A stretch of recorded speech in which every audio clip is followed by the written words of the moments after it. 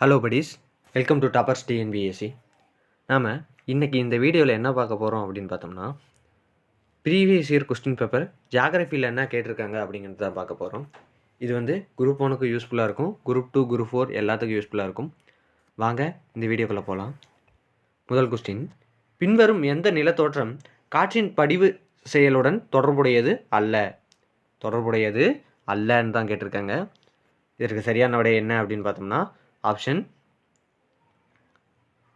B, ட்ரெமலின். அடுத்தது, இது வந்து காற்றுக்கு. 2, கேரள கடற்கரையை தமிழ்நாட்டுடன் இணைக்கும் கணவாய் எது அப்படின்னு பார்த்தோம்னா அது ஆப்ஷன் சி, பாலக்காட்டு கணவாய். இந்த கைபர் கணவாய் எதுக்கு அப்படின்னு பார்த்தோம்னா பாகிஸ்தானையும் ஆப்கானிஸ்தானையும் பிரிக்கும் கணவாய் தான் இந்த கைபர் கணவாய். இதை ஞாபகம் வச்சுக்கோங்க. அடுத்ததா, ஜூலை மற்றும் ஆகஸ்ட் மாதங்களில் நம் கண்ணுக்கு தெரியும் வடிவ விண்மீன் குழுக்கள் என்ன அப்படின்னு கேட்டிருக்காங்க. இதற்கு சரியான விடை ஆப்ஷன் பி, அது சப்த ரிஷி அப்படின்னு அர்த்தம். இதை ஞாபகம் வச்சுக்கோங்க. சப்தம்னா 7. தீபகற்ப இந்தியாவின் மிக நீளமான நதி. முதல்ல தீபகற்பம்னா என்னன்னு தெரிஞ்சுக்கணும். வட இந்தியாலாம் தீபகற்பம் கிடையாது, தென்னிந்தியா தான் தீபகற்பம். ஏன்னா இங்கே தான் இருக்கும் பீடபூமிகள்லாம் இங்கே அதிகம் காணப்படும். நிறைய இங்கே காணப்படுறதுனால தீபகற்ப பீடபூமியின் மிக நீளமான நதி எது அப்படின்னு பார்த்தோம்னா ஆப்ஷன் சி, கோதாவரி தான் இதற்கு சரியான விடை. அடுத்ததா, பட்டியல் 1உடன் 2 வந்து பொருத்த சொல்லியிருக்காங்க. இதற்கு சரியாக பொருத்துங்க. இது வந்து தலைக்காற்று. என்ன காற்று? தலைக்காற்று. இந்த தலைக்காற்று 3ஆம் நிலை காற்று அப்படின்னு அழைக்கப்படுது. எத்தனாம் நிலை காற்று? 3ஆம் நிலை காற்று அப்படின்னு அழைக்கப்படுது. புவி வந்து ஹீட் ஆகிறதுனால, புவி வந்து வெப்பமாகிறதுனால மற்றும் அது குளிர்வடைகிறதால ஏற்படும் வேறுபாடு காரணமாக ஒரு புவி வந்து ஒரு சூரியன் வந்து வெயில் நல்லா அடித்தா புவி வந்து ஹீட் ஆகும். அப்படி ஹீட் ஆகிறதுனால குளிர் ஆவதனாலையும் என்ன வேறுபாடு ஏற்படும் அப்படின்னு பார்த்தோம்னா உருவாகும் அழுத்த சரிவினால், அதாவது ஹை ப்ரெஷர் லோ ப்ரெஷர் வந்து ஏற்படும். ஒரு காற்று நம்மளுக்கு தெரியும், ஒரு காற்று ஹை ப்ரெஷர்லேருந்து லோ ப்ரெஷர் போகும் அப்படின்னு, உயர் அழுத்தத்திலேருந்து தாழ்வு அழுத்தத்திற்கு போகும் அப்படின்னு. இதனால தான் இந்த தலைக்காற்று வந்து உருவாதுன்னு சொல்லலாம். இது வந்து ஒவ்வொரு இடத்துலையும் ஒவ்வொரு பேர் சொல்லி அழைப்பாங்க. அந்த பேரை தான் இப்போ வரிசைப்படுத்தணும். இதற்கு சரியான விடை என்ன அப்படின்னு பார்த்தோம்னா ஆப்ஷன் சி, அதாவது சின்னுக் வந்து அமெரிக்க நாடு அப்படின்னு சொல்லுவாங்க. ஃபான் வந்து வடக்கு இத்தாலி. சிராக்கோ வந்து சஹாரா பாலைவனம். இந்திய பாலைவனம். மட்டும் இந்திய பாலைவனம், சிராக்கோ சஹாரா பாலைவனம். இதை ஞாபகம் வச்சுக்கோங்க. மற்றதெல்லாம் பார்த்துக்கலாம், ஏன்னா கேட்குறது ஈஸியாக தான் கேட்பாங்க. அடுத்தது பொறுத்துக, இது உயிர்கோள காப்பகத்தை இதை பொருத்தணும். மன்னார் வளைகுடா, நீலகிரி, சுந்தரவன காடுகள், நந்தாதேவி. இதை பொருத்தணும்னா இதற்கு சரியான விடை ஆப்ஷன் ஏ, அதாவது மன்னார் வளைகுடா வந்து உயிரியல் சொர்க்கம் அப்படின்னு அழைக்கப்படுது. நீலகிரி மலை உயிரிய மிகுவளம். 3வது சுந்தரவன காடு மேற்கு வங்கத்தில் இருக்குது. நந்தாதேவி உத்தரப்பிரதேசத்தில் இருக்குது. அடுத்த கொஸ்டின், யூக்கலிப்டஸ் மரங்களின் பூர்வீகம் எது? இதற்கு சரியான விடை என்ன அப்படின்னு பார்த்தோம்னா ஆப்ஷன் டி, அது ஆஸ்திரேலியா தான் இதற்கு சரியான விடை. அடுத்தது, பைட்டோபிளாங்க்டன் உற்பத்தி குறைய காரணம் என்ன அப்படின்னு பார்த்தோம்னா ஹைட்ரோ கார்பனை எரித்தல், காடுகளின் அழிவு, ஓசோன் படலம் சீரழிவு, வானிலை மாற்றப்படுதல். இதற்கு சரியான விடை என்ன அப்படின்னு பார்த்தோம்னா ஆப்ஷன் சி, ஓசோன் படல சிதைவு. இதனால தான் பைட்டோபிளாங்க்டன் வந்து இறக்குது அப்படின்னு சொல்கிறாங்க. முதல்ல இந்த பைட்டோபிளாங்க்டன் அப்படின்னா என்னன்னு தெரிஞ்சுக்கணும். இது வந்து அதிகப்படியான கார்பனை தன்னுள்ள சேமித்து வைக்கும் தன்மை கொண்டது தான் இந்த பைட்டோ பிளாங்க்டன். இதனாலேயே கடல்வாழ் உயிரினம் இந்த பைட்டோ பிளாங்க்டனை உணவாக உட்கொண்டு அது வந்து உயிர் வாழுது அப்படின்னு சொல்லலாம். இந்த ஓசோன் படலம் சிதைவடைகிறதுனால என்ன நடக்கும் அப்படின்னு பார்த்தோம்னா, அதிகப்படியான ரேஸ், அதாவது சூரிய ஒளி வந்து இந்த பைட்டோ பிளாங்க்டன் மீது பட்டு இந்த பைட்டோ பிளாங்க்டன் வந்து இறக்க நேரிடுது. அதை தான் இந்த உற்பத்திக்கு காரணம் இதுதான் சொல்கிறாங்க. அடுத்தது, குறுங்கோள்கள் இவைகளுக்கு இடையில் காணப்படுகின்றன, அது எவை அப்படின்னு கேட்டிருக்காங்க. இதற்கு சரியான விடை option D, Mars and Jupiter. செவ்வாய் மற்றும் வியாழன் ஆகிய இரண்டிற்கும் இடையில் தான் இது காணப்படுகிறது. என்னென்னு பார்த்தோம்னா ஆஸ்ட்ராய்டு, குறுங்கோடுகள்னா ஆஸ்ட்ராய்டுன்னு சொல்லுவோம். அது வந்து மார்ஸ் மற்றும் அதாவது செவ்வாய் மற்றும் வியாழனுக்கு இடையில் காணப்படுகிறது. இந்த செவ்வாய் மற்றும் வியாழன் இதோட சிறப்பம்சம் என்ன அப்படின்னு பார்த்தோம்னா, இந்த செவ்வாய் வந்து செந்நிற கோள் அப்படின்னு அழைக்கப்படுது. செந்நிற கோள் எதனால் இந்த பேர் அப்படின்னு பார்த்தோம்னா, இதற்கு வந்து இரும்பு ஆக்சைடு இருந்தால் அதற்கு இருக்கிறதுனால அது செம்மை நிறமாக இருக்குது. இதனால் இது செந்நிற கோள் அப்படின்னு அழைக்கப்படுது. இது இந்த மார்ஸ் அப்படின்னு இருக்குல்ல, இந்த மார்ஸ் அப்படின்னா அது ரோமானிய கடவுள் பெயர். என்ன கடவுள் அப்படின்னு பார்த்தோம்னா போர்க்கடவுள் அப்படின்னு சொல்லுவாங்க. போர்க்கடவுளோட பெயர் தான் இந்த செவ்வாயோட வளிமண்டலம் வந்து மிகவும் மெல்லியதாக இருக்கும்.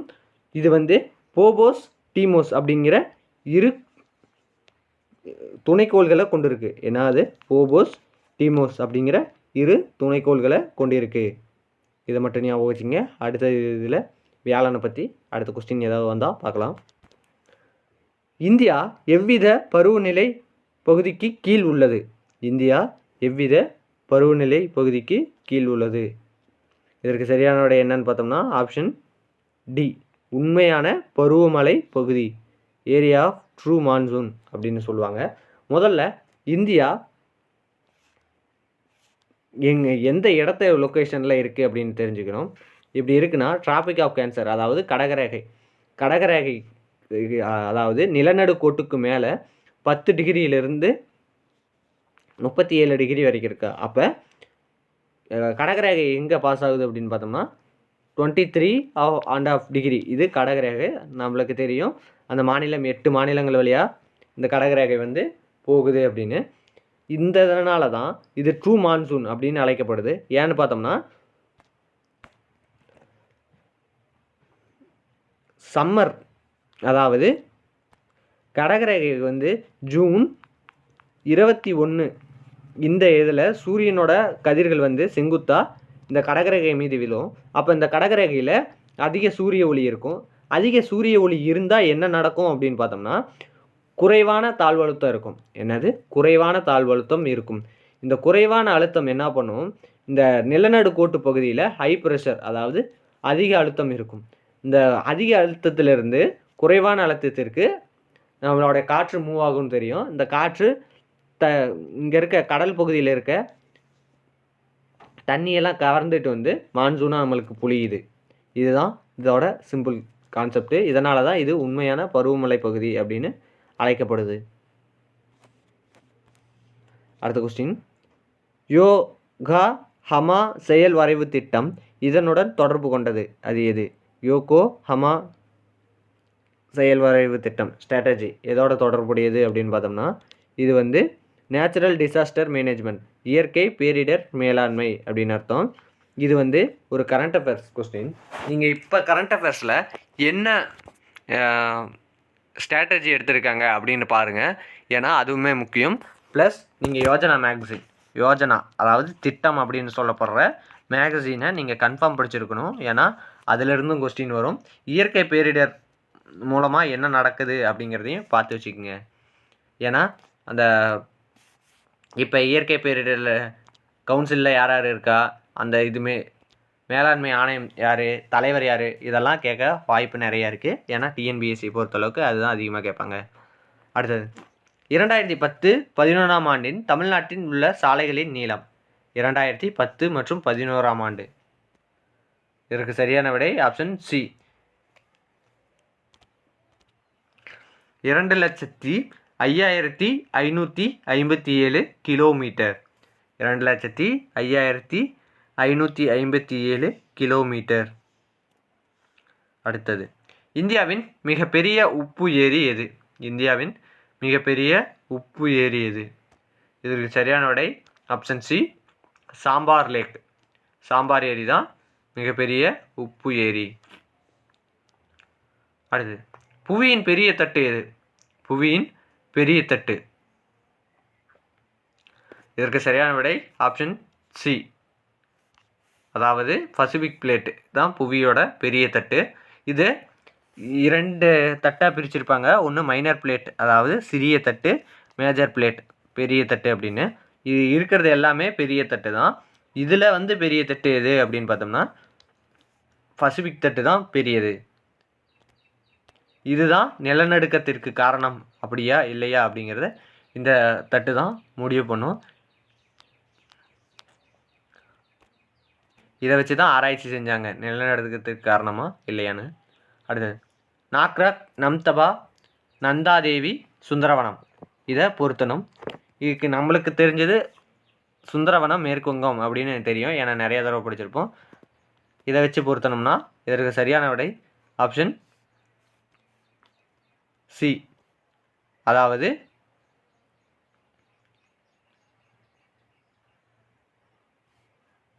நாக்ராக் வந்து மேகாலயா. நாக்ராக் மேகாலயா, நம்தபா அருணாச்சல பிரதேஷ், நந்தாதேவி உத்தரப்பிரதேசம், சுந்தரவனம் மேற்கு வங்கம். இந்த இரண்டையும் பார்த்துருப்போம், நந்தாதேவி உத்தரப்பிரதேசம் அப்படின்னு. இன்னொன்று இருக்கும், அது வந்து நம்ச பர்வத். என்னது? நம்ச பர்வத். அது எந்த இடம், எந்த மாநிலத்தில் இருக்குது அப்படிங்கிறத கமெண்ட் செக்ஷனில் சொல்லுங்கள். அடுத்ததாக டைகா ஃபாரஸ்ட். டைகா ஃபாரஸ்ட் ஊசி இலை காடுகளை பற்றி கொடுத்துருக்காங்க. இதை அடிப்படையாக கொண்டு சரியான விடையை வந்து தேர்ந்தெடுத்து எழுதுக. 50 முதல் 60 டிகிரி வட அச்ச கோடுகளுக்கு இடையில் அமைந்துள்ள இந்த காடுகள் மிகப்பெரிய உயிரின சூழ்வாழிடங்கள் ஆகும். 2, இக்காடுகளில் ஏறக்குறைய 1700 வகையான மர வகைகள் காணப்படுகிறது. 3, இம்மரங்கள் கோடை காலத்தில் இலைகளை உதிர்த்து விடுகின்றன. இதில் இது சரி அப்படின்னு பார்த்தோம்னா ஆப்ஷன் பி, 1 மற்றும் 2 தான் சரி, 3 தவறு. 3 தவறு. இம்மரங்கள் வந்து கோடை காலத்தில் இலையை உதிர்க்காது, கோடை காலத்துக்கு முன்னாடியே இலையை உதிர்த்து விடும். இது மட்டும் கிடையாது, இது வந்து வட அரைக்கோளத்தில் மட்டும்தான் இருக்குது. தென் அரைக்கோளத்தில் இந்த டைகா ஃபாரஸ்ட் வந்து கிடையாது. டைகா ஃபாரஸ்ட்னா என்ன? ஊசி இலை காடுகள் வந்து தென் அரைக்கோளத்தில் இந்த ஊசி இலை காடுகள் இல்லை. இதை ஞாபகம் வச்சுங்க. அடுத்ததாக இது வந்து மிக நீண்ட குளிர்ந்த குளிர்காலத்தை கொண்டது. மிக நீண்ட குளிர்காலத்தை கொண்டது தான் இது. குளிர்ந்த குளிர்காலம், நீண்ட குளிர்ந்த குளிர்காலத்தை கொண்டது தான் இது. இதோட சராசரி மழைப்பொழிவு பெரும்பாலும் எத்தனை இது இருக்கும் அப்படின்னு பார்த்தோம்னா இது வந்து 35 சென்டிமீட்டர் முதல் 60 சென்டிமீட்டர் வரை இதோட சராசரி மழைப்பொழிவு இருக்கும். இது வந்து குளிர்காலத்தில் அதிகப்படியான பனிப்பொழிவை கொண்டிருக்கும். இங்கே வாழ்கிறவங்களோட முக்கிய தொழில் என்ன அப்படின்னு பார்த்தோம்னா மரம் வெட்டுதல் அப்படிங்கிறது தான். மரம் வெட்டுதல் தான் இங்கே வாழ்பவர்களோட முக்கிய தொழில். இந்த மரத்தை வெட்டுனா அதாவது இந்த ஊசி இலை காடுகளில் டைகா ஃபாரஸ்ட்டில் மரம் வெட்டினா அது வளர்கிறதுக்கு ரொம்ப நாள் எடுத்துக்கும், நீண்ட வருடங்கள் கூட எடுக்கும். அடுத்த கொஸ்டின், உலகின் செறிந்த விமான போக்குவரத்து இவ்விரு நகரங்களுக்கிடையே நடைபெறுகிறது. அது எது அப்படின்னு பார்த்தோம்னா லாஸ் ஏஞ்சல்ஸ், நியூயார்க். அடுத்ததாக மிசோரம் மாநிலம் டேஷ் மாகாணமாகும். மிசோரம் மாநிலம் எந்த மாகாணம் அப்படின்னு பார்த்தோம்னா நார்த் ஈஸ்ட், வடகிழக்கு மாகாணம். அடுத்ததாக மலைகள், பீடபூமிகள், ஆறுகள், கடல்கள் போன்ற இயற்கை கூறுகளாக வரைந்து காட்டுவது எது அப்படின்னு பார்த்தோம்னா அதற்கு பெயர் ஃபிசிக்கல் மேப் அப்படின்னு சொல்லுவாங்க. ஃபிசிக்கல் மேப்பை தான் அப்படி வரைவாங்க. மலைகள், பீடபூமிகள், ஆறுகள், கடல்கள் அப்படின்னு வரைகிறது இயற்கை அமைப்பு வரைபடங்கள். அடுத்ததா which one of the following is a direct source பின்வருவற்றுள் புவியின் உள்ளமைப்பு பற்றிய தகவல்களை அறிய உதவும் நேரடி ஆதாரம் எது அப்படின்னு பார்த்தோம்னா இதற்கு சரியான விடை ஆப்ஷன் சி வேல்கனோஸ் தான் புவியின் உள்ளமைப்பு. ஞாபகம் வச்சுங்க, உள்ளமைப்பு அப்படின்னு கேட்டிருக்காங்க. அப்படின்னா புவி இருக்குன்னா புவிக்கு உள்ளே என்ன இருக்கும்? மேக்மா இருக்கும். இந்த மேக்மா வெளியே வர்றதுனால தான் அந்த வேல்கனோஸ் அப்படின்னு சொல்கிறோம். அந்த வேல்கனோவை வச்சு தான் நம்ம புவியோட உள்ளமைப்பு இப்படி தான் இருக்குது, பாறை குழம்பால் நிறைஞ்சிருக்கு அப்படின்னு நம்ம சொல்கிறது இதனால தான். அடுத்தது சொட்டு நீர் பாசனத்தை முழு திறனுடன் பயன்படுத்தும் நாடு. இது ஒரு கரண்ட் அஃபேர்ஸ் கொஸ்டின். இதற்கு சரியான விடை இஸ்ரேல். அடுத்தது நிலநடுக்கோடு இந்த கண்டத்தை இரண்டாக பிரிக்கிறது. எந்த கண்டத்தை இரண்டாக பிரிக்கிறது அப்படின்னு பார்த்தோம்னா நிலநடுக்கோடு. ஞாபகம் வச்சுங்க, நிலநடுக்கோடு. ஆசியா கிடையாது. அப்போ என்ன வரும்? இதற்கு சரியான விடை ஆப்பிரிக்காவை தான் வட ஆப்பிரிக்கா இரண்டாக பிரிக்குது. அதாவது ஆப்பிரிக்கா இப்படி இருக்கும்,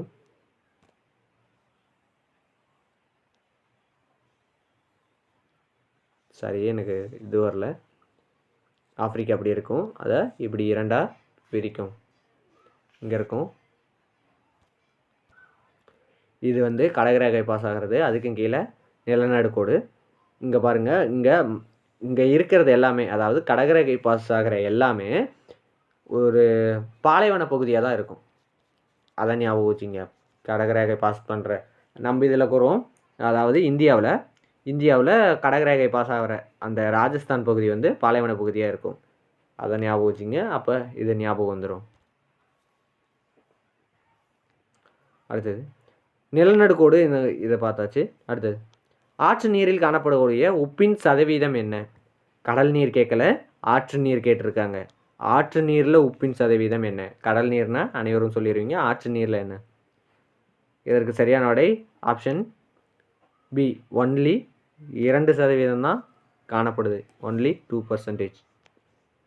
அடுத்தது கீழ்கண்டவற்றுள் எவை கடலடி படிவுகளில் முதன்மையானவை? கடலடி படிவுகளில் முதன்மையானவை எவை அப்படின்னு பார்த்தோம்னா இதற்கு அனைத்தும் சரி, ஆல் ஆஃப் திஸ். அதாவது டெரிஜினியஸ் வளையங்கள், எரிமலை வெடித்த பொருட்கள், கடல் தாவர மற்றும் விலங்கினங்கள். அடுத்தது கீழ்கண்டவற்றுள் எத்தீவு பவளத்தீவு என்று அழைக்கப்படுகிறது? பவளத்தீவு அதாவது எது அப்படின்னு பார்த்தோம்னா அது லட்சத்தீவு தான் பவளத்தீவு அப்படின்னு அழைக்கப்படுகிறது. ஏன்னா பவளப்பாறைகளால் ஆன தீவு தான் இந்த லட்சத்தீவு. இதோட இந்த வீடியோ முடியுது. இந்த வீடியோ பிடிச்சிருந்தா லைக் பண்ணுங்கள், ஷேர் பண்ணுங்கள், சப்ஸ்கிரைப் பண்ணுங்கள். நன்றி.